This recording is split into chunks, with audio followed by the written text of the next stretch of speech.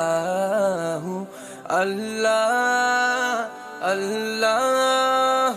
اللہ اعوذ باللہ من الشیطان الرجیم بسم اللہ الرحمن الرحیم۔ پہلے علم کی تعریف ہمیں سمجھنی چاہیے کہ اس کا لغوی معنی ہے ما بہل انکشاف۔ علم ایک ایسا آلہ ہے جس کے ذریعے انکشاف ہوتا ہے۔ انکشاف معنی کھل جانا، چیزیں کھل جاتی ہیں۔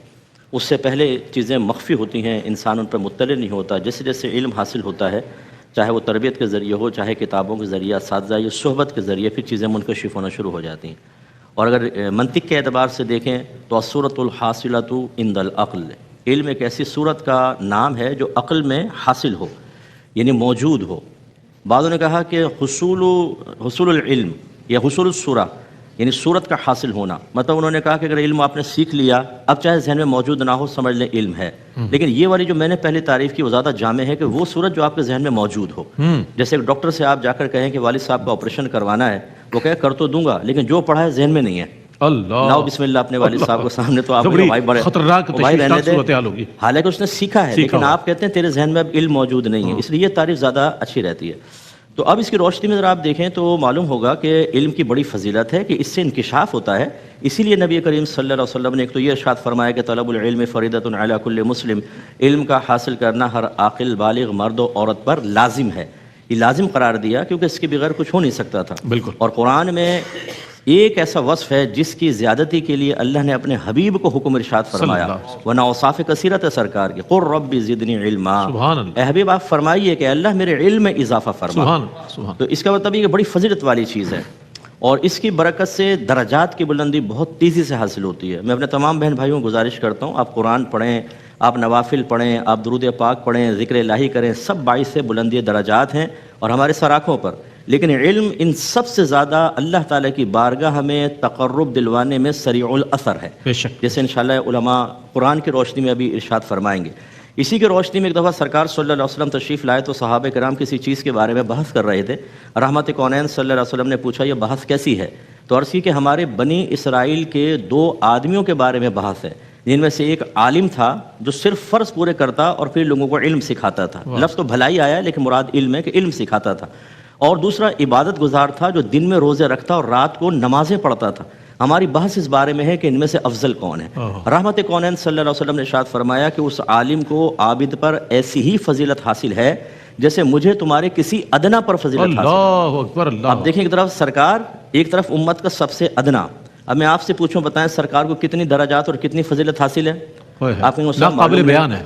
تو بس سرکار کو یہ فرما رہے ہیں کہ عالم کو عابد پر اتنی فضیلت حاصل ہے کہ تم اس کا اندازہ ہی نہیں کر سکتے۔ اللہ۔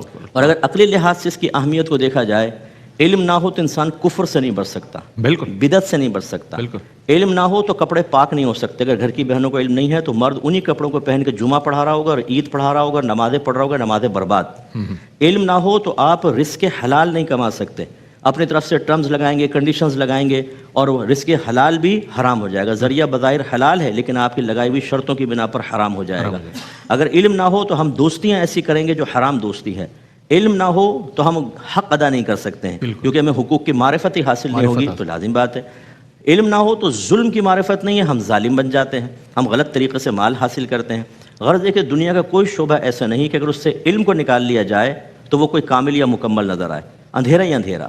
میرے آقا صلی اللہ علیہ وسلم تشریف لائے، بشمول آپ کے تمام انبیاء علیہ السلام کا ایک ہی مشن تھا، جہالت کو ختم کرو اور علم کو عام کرو۔ سبحان اللہ۔ اور نبی کریم نے جو قیامت کی نشانیاں بتائیں ان میں آخری نشانی یہی بیان فرمائی کہ آخری زمانے میں علم اٹھا لیا جائے گا۔ عرض کی رسول اللہ، سرکار نے فرمایا ایسا نہیں ہوگا کہ سینوں سے کھینچ لیا جائے، بلکہ علماء فوت ہوں گے اور کوئی ان کی جگہ لینے والا نہیں ہوگا۔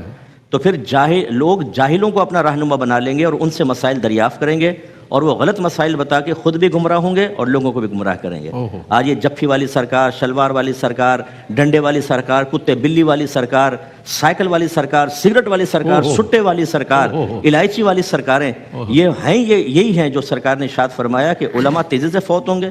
ہمیں اب شعور یہ حاصل نہیں ہے کہ عالم بناؤ، مفتی بناؤ، لیڈر تیار ہوں گے، لوگوں کو رہنمائی کریں گے، ہم ان کو چھوڑ بیٹھے۔ ہم نے یہ ان سرکاروں سے اپنے رابطے ملا کر ادھر سے منقطع کر کے ان سے رابطہ جوڑا، دیکھیں قوم کا حال کیا ہے۔ بالکل ایسا ہی۔ اور اگر ہم یہی کرتے رہے، علم کو اور علماء کو حقیر سمجھتے رہے، تو تباہی و بربادی اتنی ہوگی کہ جسے کوئی اندازہ نہیں کر سکتا۔ اپنے بچے ہاتھ سے نکلیں گے، ہمارے بچے باہر کے ملکوں میں لوگ رو رو کے کہتے ہیں مجھے صاحب بچے ہمارے مرتد ہو رہے ہیں، ارتداد کی طرف بڑھ جائیں گے، دیگر چیزوں کی طرف بڑھیں گے. اس لیے علم انتہائی اہمیت کا حامل ہے اور اس کی اہمیت کو ہمیں سمجھنا ہی ہوگا. جی بھائی مسئلہ یہ ہے کہ ایک تو ہوتی ہے تعظیم، صرف تعظیم، کھڑے ہو گئے، ہاتھ چوم لیا، مناسب جگہ بٹھا دیا، کوئی نذرانہ وغیرہ پیش کر دیا، یہ بھی سعادت کی بات ہے. لیکن حقیقتاً اگر آپ تعظیم کرنا چاہتے ہیں نا تو تعظیم اطاعت کا تقاضا کرتی ہے. کیا بات، سبحان اللہ. ہم نبی کریم کی تعظیم کرتے رہیں اور آپ کا کہنا نہ مانیں، ایسی تعظیم کو یقینی سی بات ہے کہ اللہ کی بارگاہ میں درجہ قبولیت حاصل نہیں ہو سکتا. اب ہمارے یہاں یہ ہو رہا ہے، پیر صاحب کے ہاتھ چومے جا رہے ہیں، علماء کے ہاتھ چوم لیتے ہیں، نعرے لگاتے تو ان کے نام کے بٹھاتے ہیں، پروگرام کرواتے ہیں، باقاعدہ فوٹو سیشن ہوتا ہے، سیلفی کھنچواتے ہیں آپ کے ساتھ بھی، حضرات کے ساتھ بھی. لیکن جب وہ کوئی کام بولتے ہیں نا، کوئی تو مت کر نصیحت ناصحہ، دل میرا گھبرائے ہے، اس کو دشمن جانو ہوں جو مجھ کو سمجھائے ہے، وہ ہمیں بڑا برا لگتا ہے. یہ کہاں ہماری زندگیوں کے اندر تنگیاں پیدا کرنے آ گئے، ہمارا لائف اسٹائل متاثر کر رہے ہیں. یہ عوام کو سمجھنا ہوگا کہ علماء کی حقیقی تعظیم یہ ہے کہ ان کی نصیحتوں کو قبول کیا جائے، ان کی صحبت میں رہا جائے، ان سے علم دین سیکھا جائے. جب وہ کوئی نصیحت کرے اس کے تقاضے کے مطابق عمل کرنا اور پھر اس علم کو آگے پہنچانا. سرکار نے فرمایا نا کہ لیبلغ الشاہد الغائب، یا آخری خطبہ میں فرمایا چاہیے کہ ہر حاضر غائب تک میرے پیغام کو پہنچا دے. تو یہ ذمہ داریاں لینی چاہیے، یہی علم کی تعظیم بھی ہے. اب ہمارے ہاں صورتحال یہ ہے کہ اگر وہی جیسے میں نے آپ کو عرض کیا کہ تعظیم ہے، ہاتھ وغیرہ چومیں، اب اس عالم نے اعلان کیا کہ بھئی نماز کے بعد درس قرآن ہوگا تو ہر ایک کو اپنا کام یاد آ گیا. صحیح. اب وہ نظر چرا کے بھاگتا ہے بلکہ آدمی کہ وہ پوچھ نہ لے کہ بیٹا تم کل درس میں نظر نہیں آئے تھے. تو یہ ہمارے یہاں صورتحال ہے، تو اس کو ذرا غور کرنا چاہیے. بہت اچھی بات آپ نے ارشاد فرمائی. یقیناً بڑی ذمہ داری کا کام ہے یہ، اور سب کو محسوس کریں گے جب سب اس بات کو، تو علم کی بھی فضیلت سامنے رہے گی اور علماء کی بھی.